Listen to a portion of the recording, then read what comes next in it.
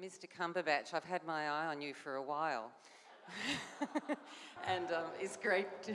I've interviewed almost everyone else on the panel in my illustrious career, and I can see your career really going great guns at the moment. You are, of course, since I write for New Zealand, going down there soon. How does it feel to be with these royalty of British cinema as well as going there? And Sherlock Holmes, what are you doing now? Why do you have to fly off and not talk to me? Oh, hell, don't be like that. We've only just met. I mean, I am the novice at a high table of talent that I've been watching all through my lifetime. And I could probably say I was even more nervous than Gary. I think that's allowed. When I met Mr. Hurt and Mr. Strong and Gary and Toby Jones, Kieran Hines, Kathy Burke, Stephen Graham, I could go on. I mean, the list is amazing.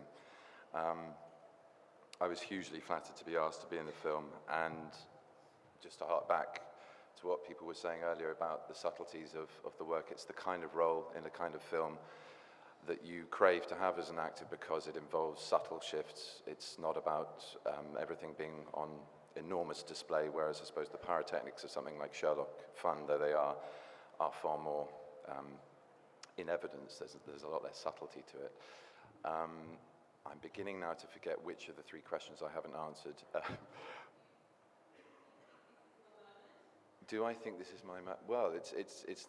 I'm having a wonderful time, so I hope it is because it feels great. And like I said, I'm hugely privileged to be here. So as long as I'm doing well by the things I'm being asked to do, then yeah, I suppose it is my moment. I'm very excited about the second season of Sherlock, which I finished last Wednesday. Not with this hair color. This is for the next job. And yes, I'm very much looking forward to my trip down to New Zealand. So I'm sure we can catch up there. I jumped the queue to punch Tom Hardy in the face. No, I love him dearly. That fell flat, didn't it? Christ. Maybe the translation's coming through slow. No, I adore him. He's a puppy dog of a human being and a very highly talented actor. And we've worked together before with a very different dynamic. So it was quite nice to play his boss and come in heavy. But heavy's not heavy enough for Tom. He kept telling me to hit him harder. And I had to point out that I had a few more scenes to do that day and didn't want to break my knuckles. But no, yeah, I had a great time working with him on Stuart Alive Backwards, and it was lovely to be reunited on this.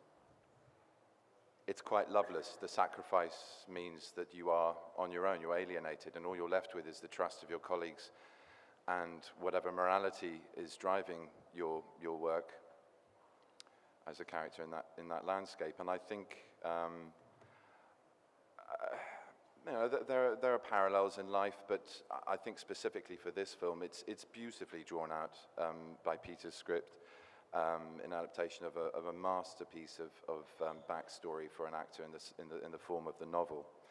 So I really drew on that, and obviously conversations with Thomas, and trying to carve out some kind of a back history as well from the book and beyond for my character to understand why there was that loyalty in place to Smiley.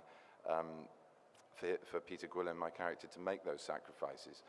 And I think what's brought out beautifully in the film throughout in every quarter of every character's arc and journey through the story is the sacrifice, the level of personal sacrifice. And I have it on very good authority that we touched nerves that are quite true to the lives of those involved in that world. And that's all I can say without being too elliptical, but you can probably guess at what I'm hinting at. Yeah, I can only repeat what Benedict said, really. The source material tells you